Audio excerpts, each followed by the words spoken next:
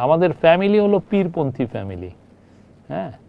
তো ওই জন্য আমরা তো, আমার একটা ভাই পীর, তো ওই কারণে হয়তো বা মানুষ তো দেখতেছে আমার হয়তো টুপি পরা দেখছে এগুলো, আর আমি তো এটা আমি প্রাউডলি আমি টুপির ছবি দেই, আমি ইয়ে করছি। আর আপনি যদি আপনার আইডেন্টিটিকে সবার সামনে না প্রকাশ করতে পারেন, এটা তো লজ্জার বিষয়।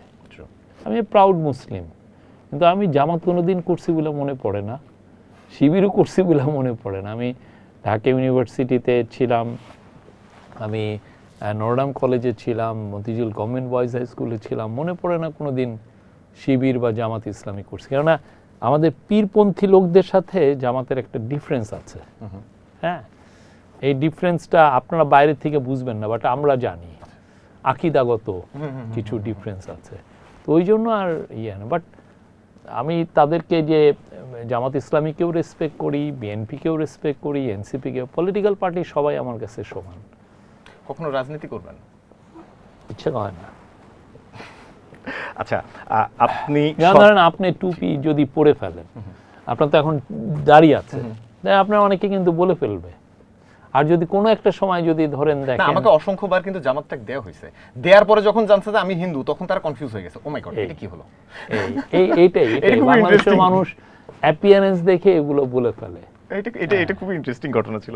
আচ্ছা, আমি আপনার প্রশ্নে আসি যে আপনি সরকারি দায়িত্ব ছাড়লেন, ছাড়ার পরে আপনি যে পত্রিকার সম্পাদকের দায়িত্ব নিলেন ডেইলি ওয়াদা, বলা হচ্ছে যে এই পত্রিকার ইনভেস্টর যারা অন্তর্বর্তীকালীন সরকার যখন ক্ষমতায় ছিল তাদেরকে আপনি বিশেষ সুবিধা দিয়েছেন এবং এখন সম্পাদকের চেয়ারটা দখল করেছেন, এরকম একটা অভিযোগ বাজারে চাউর হয়েছে।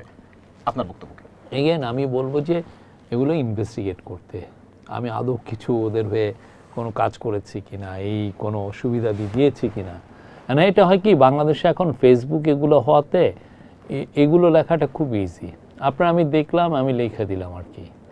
আপনি আমাকে দেখছেন, আমি ওইখানে জয়েন করেছি, আপনি দুয়ে দুয়ে চার মিলাচ্ছেন, তাহলে ওই ওনার তো এই নামে ওনার সাথে তাহলে এর সম্পর্ক ছিল, উনি হয়তো পাওয়ারে থাকার সময় ওনাকে এই সুবিধা দিয়েছেন।